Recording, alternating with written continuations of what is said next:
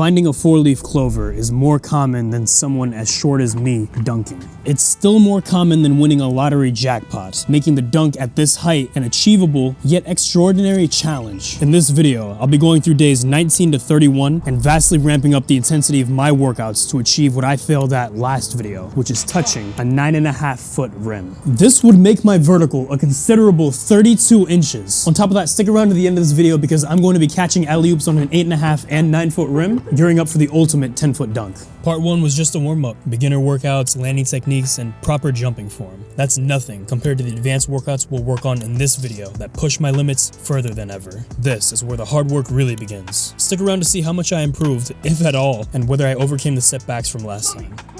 Before the real intense workouts begin, let's blitz through the end of week 3 from last video. In physical therapy, I learned to land more on the balls of my feet to help protect my joints more. That way, my joints don't hate me as this series progresses. I also did an upper body workout later that day. Anyways, if you missed last video, just know I sprained my ankle in the stupidest way possible, but I'm bouncing back tougher to rehab and strengthen it more. Also, my physical therapist was making fun of me for having a weak core as I worked through some of my leg workouts, so I took that personally and powered through more targeted core workouts to fortify my foundation, and I'll do more as time goes on. Day 21 saw more innovative physical therapy, this time with this sleigh-like thing, I don't know.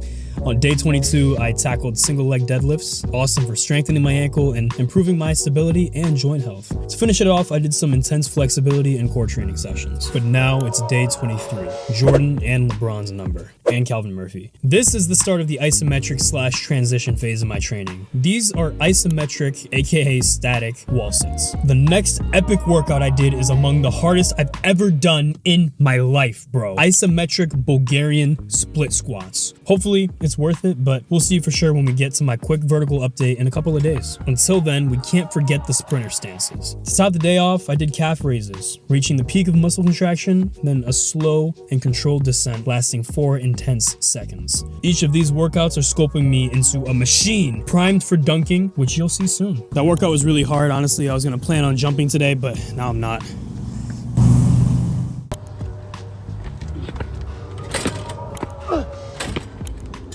To be fair, I just finished my hardest workout session until now when I practice these jumps, but I'm much closer than before. I'll try this again in a couple of days. Today, I worked on simple upper body workouts, this funny new cardio workout called sprinter steps, and abs. Day 26 was a big day. Later on, you'll see me try to touch a 9.5-foot rim again, this time with a refined jumping technique.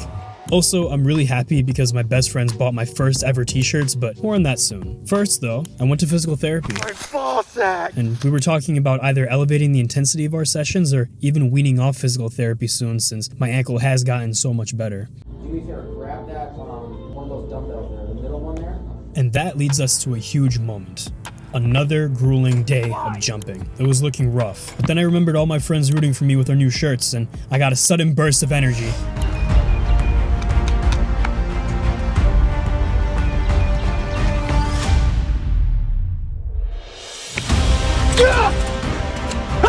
Touch that shit! Yes! Good shit, bro. 32-inch vertical, 10 feet. Here we come. Nope.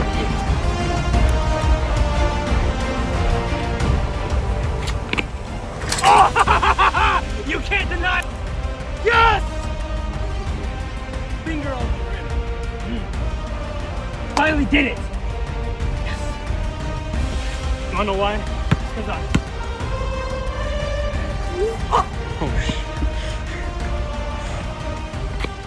No, not that time. To put it in perspective, by the way, if I were 5'11", I'd already be dunking by now. In 26 days, let that be encouragement for you if you want to do the same or anything else you're dreaming about in your life. Since I'm 5'4", though, the journey for me isn't over. The fact that I'm going further with my penultimate step now is definitely what helped me set this new record. Later, I practiced catching lobs on 8 feet since I'm gonna be dunking on 10 soon. Anyways, if you want to support me on this journey and follow your own dreams, check out our new merchandise using the link in the description. On day 29, I did the same intense leg workouts you saw me complete earlier in this video, except now I decided to alternate between both of my legs on the wall sits. That brings us to day 31, just past the halfway point in this challenge. It rained the night before, so I was worried about injuring myself, but nonetheless, I made a promise last video, so here's me effortlessly dunking on an 8.5-foot rim. This was great progress towards my ultimate goal of dunking on a 10-foot rim at just 5 feet 4 inches tall. Anything is possible, and in just 30 days, if you're taller than me, I'm confident you can dunk or do anything else you set your mind to. Until part 3 comes out, check out this playlist I made where you can watch every video of this series so far.